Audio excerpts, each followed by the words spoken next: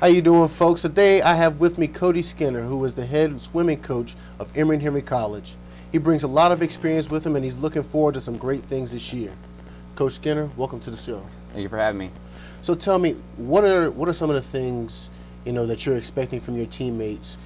Just starting practice and everything else going on. What are some of your expectations for them this upcoming swim year? I'm just expecting them to come in with an open mind and willing to work with me and bring them my different philosophy and bring it to the swim team. Just buying into what I'm trying to preach to them, and hopefully that they get used to it. And I know it's going to be different with the new coaching staff. Just getting used to me and willing to work with me and my suggestions for them for this upcoming season. Well, we talked before about your previous experience at Union College. Can you tell us what lessons you learned at Union College, and how do you think that's going to help you this year with Emory and Henry? What I really learned at Union College was just how to get swimmers qualified for that national meet level at the NCAA, and how to work with them and get them to reach their goals, and different team building activities, different practice strategies, meet strategies, and just different ways to motivate swimmers, and really just learning how to win as a swim coach. Now you're entering a year where the previous year, it was a huge year for Emory and Henry. I'm pretty sure Michaela Nolte, really opened some eyes last year, going to the NCAA, playoffs, and overall just a great year for Emory and Henry, finishing second in the ODAC and really putting a name out there for themselves. Can you tell me, how do you build off of that success, and how do you intend to repeat that success or even do better this year?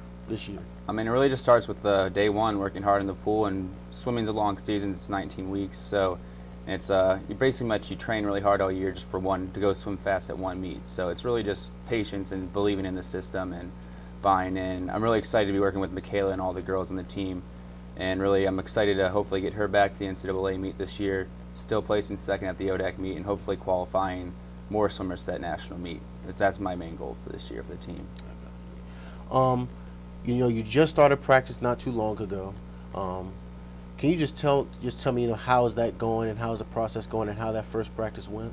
I think it went really well. It's more like a day where I'm try to be very vocal on the pool deck, but I kind of step back and just watch the team and observe them, their swimming stroke, and their different, how they swim, and just trying to find ways that I can correct their stroke and make them go a little bit faster.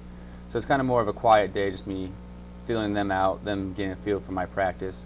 But I think overall it went well. It's different than what they're used to from the previous staff. So it's just them getting used to what my practice looked like and what I want them to do and want them to accomplish throughout the year. Well, we talk about having a great relationship with your players and being able to work with your players and work with them in a way to where they play up to your standards, and you play, and they listen and everything else like that. Can you talk about the relationship that you have with your players, and how do you think that will impact this upcoming season? I think so far the relationship we have with them is great. I told them that my door is always open. I'm always there to talk about what's bothering them, what's going on in their life, social life, and athletically. And I just tell them to be up in front and forward with me. Don't be afraid to tell me if there's something bothering you with my training strategy or that. It's just I like to keep that open line of communication. I feel like that makes for a great working relationship.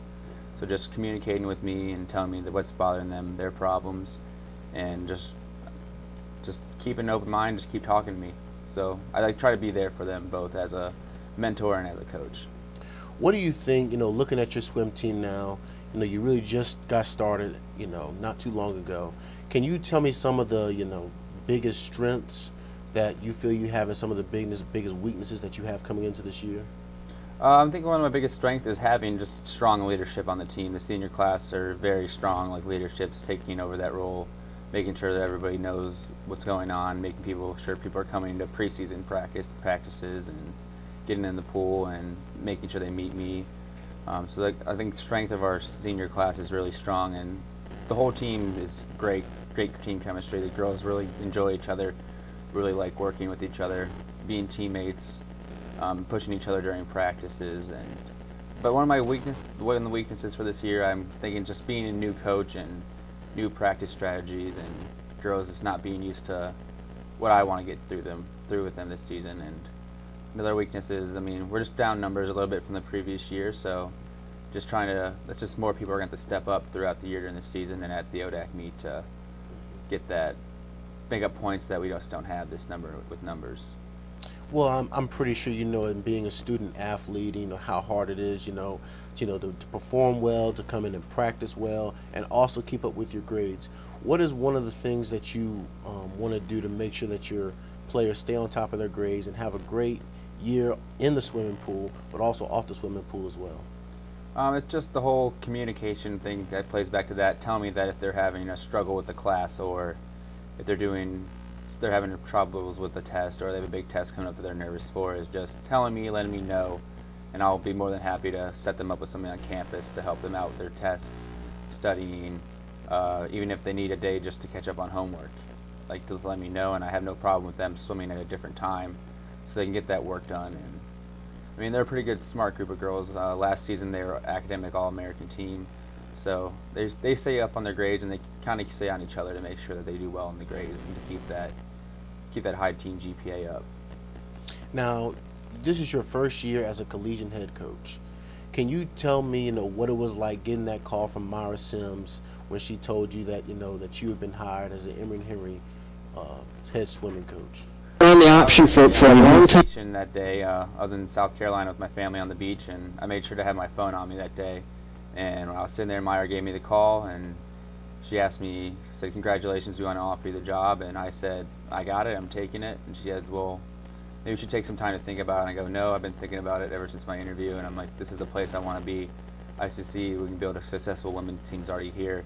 And I can see that building that men's swim team, making that very successful." And I was very excited to be here. I mean, it was one of the few head coaching jobs I interviewed for this summer, and I was really looking forward to getting it, and I was really happy when I got that call. I'm excited to be here at Emory-Henry and continue that strong tradition of swimming and build that tradition with this men's team coming next season. Well, Coach Skinner, we're glad to have you here, and we hope the best for your swimming team this year.